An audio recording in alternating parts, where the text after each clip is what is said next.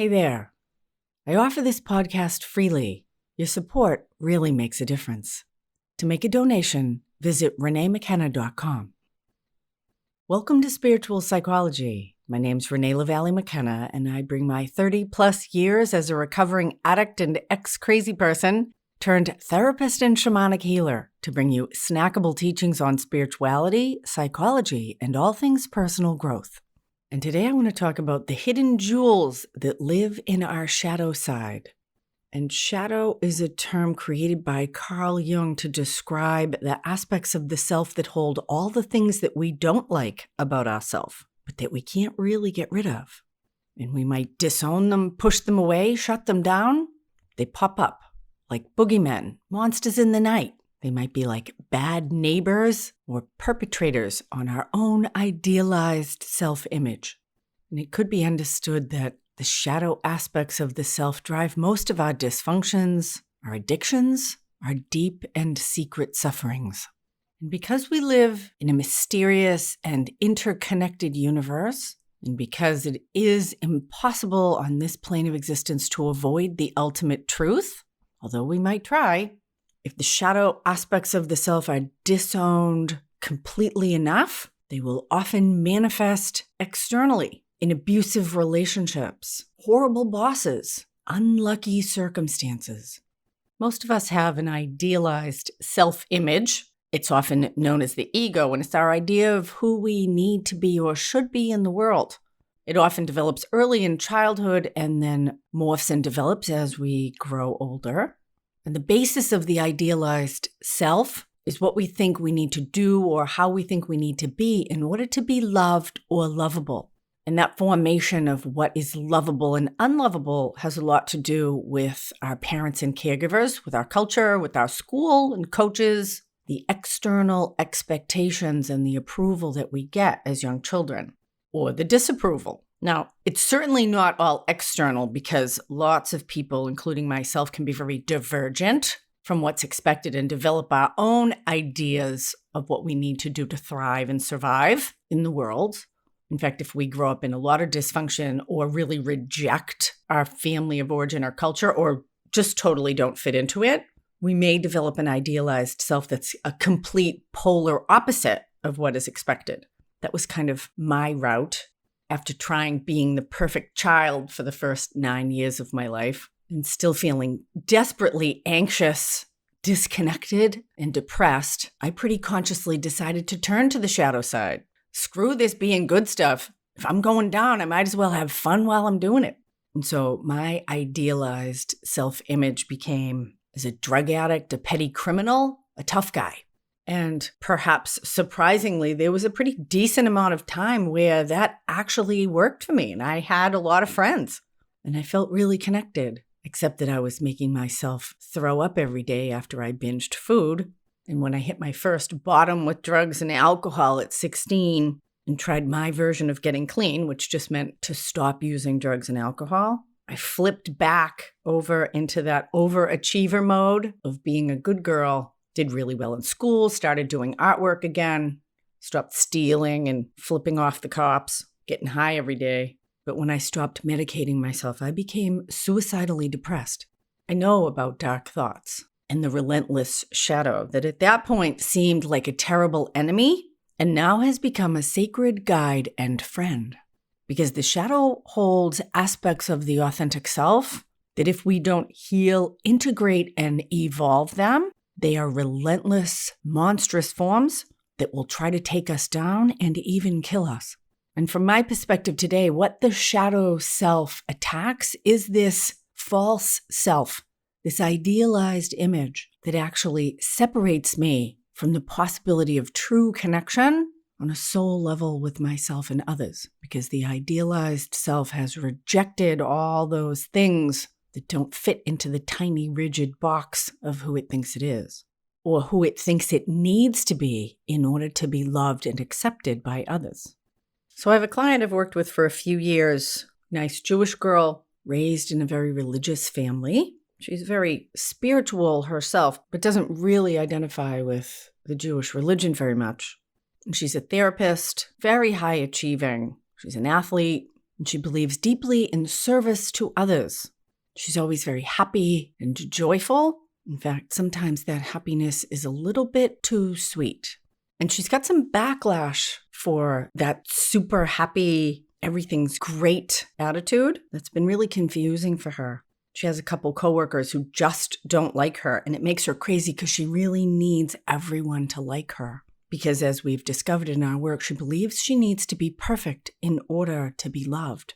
And if there's anything imperfect about her, she wants to fix it as soon as possible. She's rigid about exercise and how her body is and staying thin. She's very thoughtful and gift-giving to others. And she is an incredibly generous and deeply compassionate person, but a lot of it is rooted in fear. And she had a date rape experience that just blew the doors off of the perfect little world that she had constructed for herself.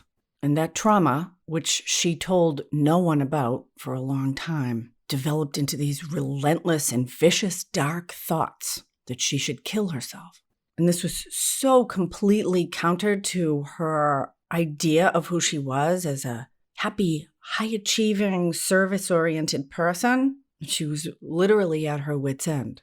She did a couple of stints inpatient, tried lots of different medication, and ultimately came to see me. And it's very interesting because lots of times when people have a presenting inner critic or some really deep internalized negativity, it's rooted as a defensive structure that's got twisted and become dysfunctional. And there are some really powerful practices of negative energy extraction, depossession, and transformation rooted in Tibetan Buddhist practice and shamanism that are incredibly effective. Clearing out these old structures and creating or inviting in new, more productive, constructive ways of being internally. What I call an inner IOS, an update to our own internal operating system, which I think we all need on a regular basis. And those processes are illuminated in my book, Allies and Demons, Working with Spirit for Power and Healing, with free guided audio on my website if you want to do some of that work yourself. That's why I wrote the book, so people could walk through the processes that I would bring you through in my office on your own. And we've done those processes over and over on this particularly vicious and nefarious inner voice or energy that's quite demonic and hateful. So polar to who she is as a person. It's terrifying to her, actually. And every time we do that inner work, rather than dissolving, that structure turns into her own authentic self.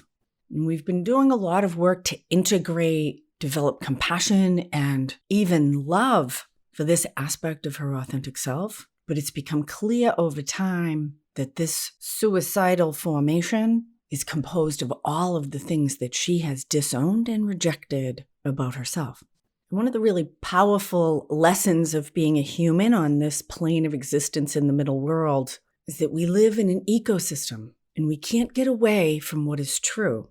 It's very much like the pollution problem that we have. We can throw our garbage away, but it doesn't actually go away. It goes underground or into the ocean and comes back to haunt us if we don't deal with it wisely and sustainably.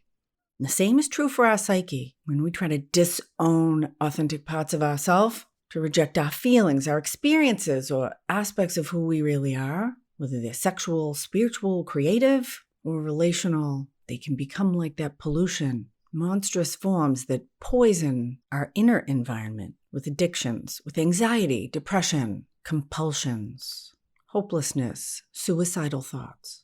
And so the work is to turn toward them, to embrace them, to welcome them in, bring them home. Every part of ourself holds vital life energy and wisdom.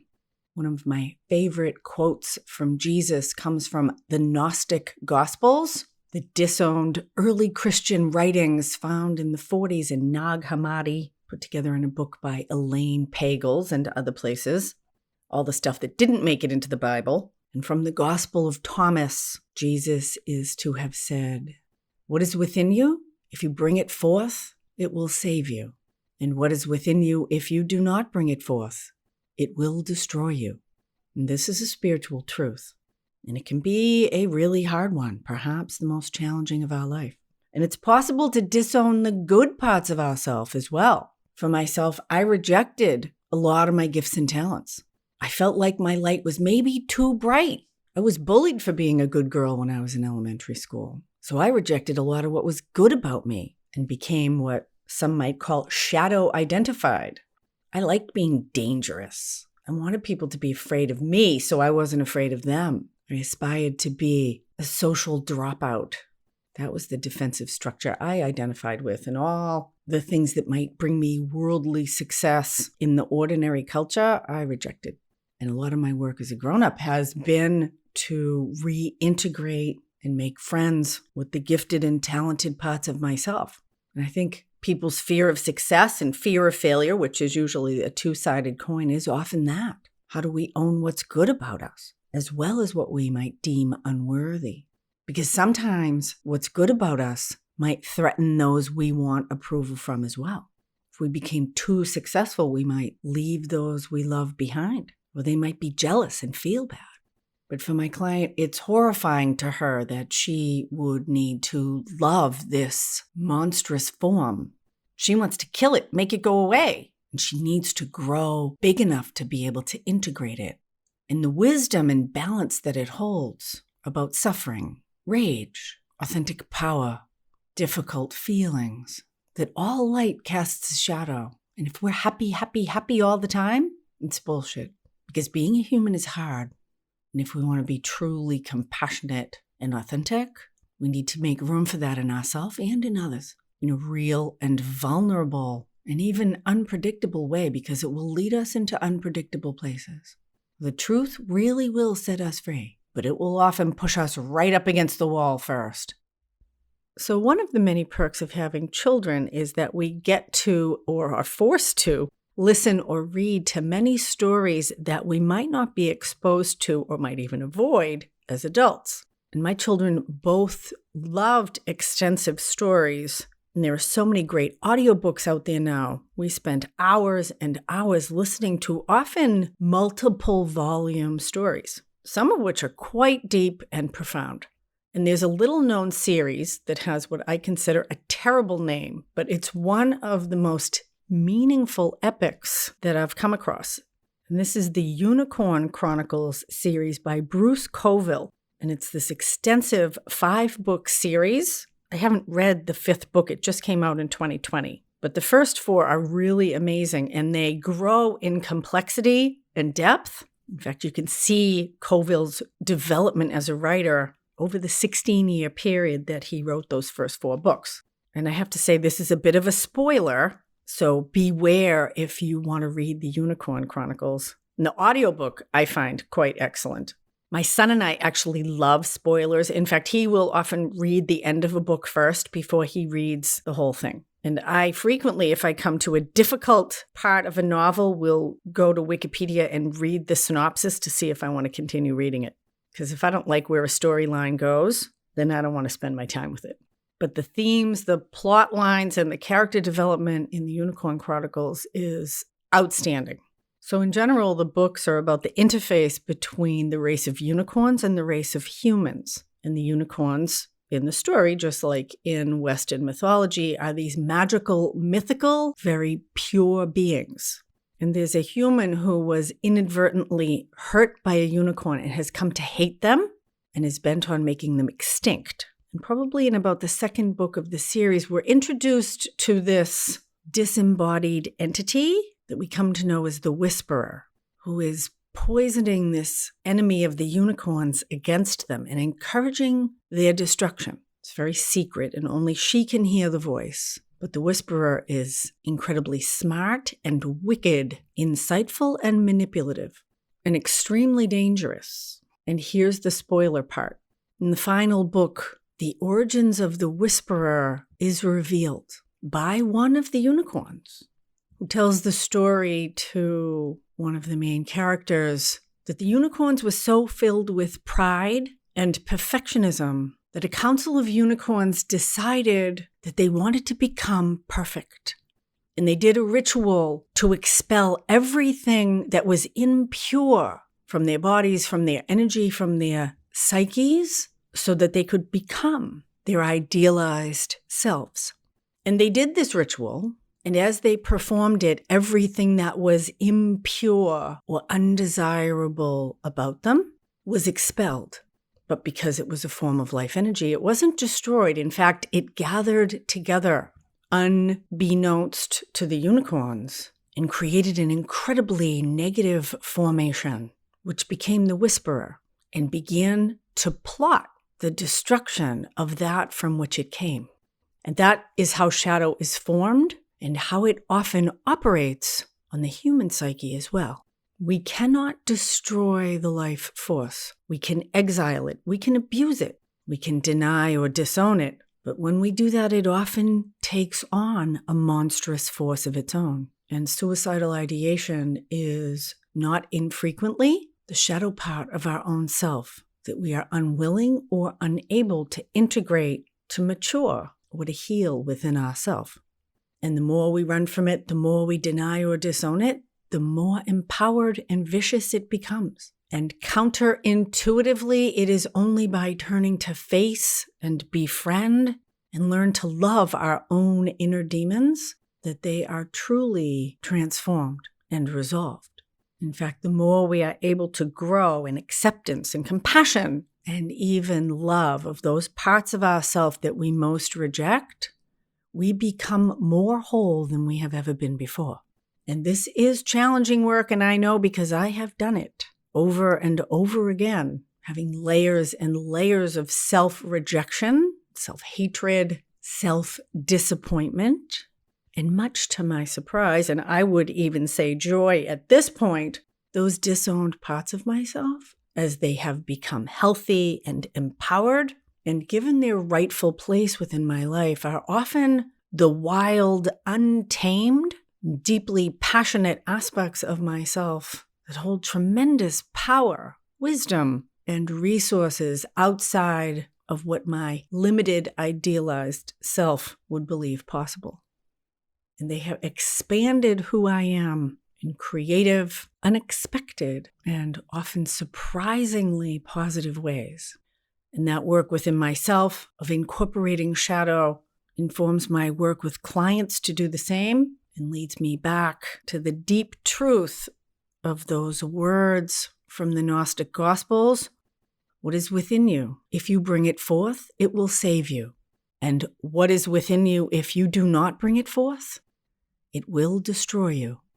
So I encourage you to make friends with your shadow, to do whatever you can to own it, to make room for it, and the wisdom and power, healing and transformation that it will call and evoke within you so that you can be all of who you are in the world. Thank you so much for listening. If you like this podcast, I always appreciate a good review. If you want to reach out with some feedback or podcast ideas, you can DM me on Instagram at Renee LaValle McKenna. If you want to find out about my mentorship or perhaps doing a block of work with me, shoot me an email, info@reneemckenna.com. And I'm offering free workshops weekly on Insight Timer, at least when I'm in town. So you can check out my Insight Timer profile. And we'll be releasing our 2-part open door growth course on Intro to Shamanism, Lower World and Upper World in the next few weeks. Really simple but powerful approach to doing your own personal growth work and very deep and ancient spiritual practice. So you can keep an eye out for Intro to Shamanism coming soon. Thanks as always to my generous supporters on Patreon, and blessings on your path until we meet again. This is Renee LaValle McKenna for Spiritual Psychology.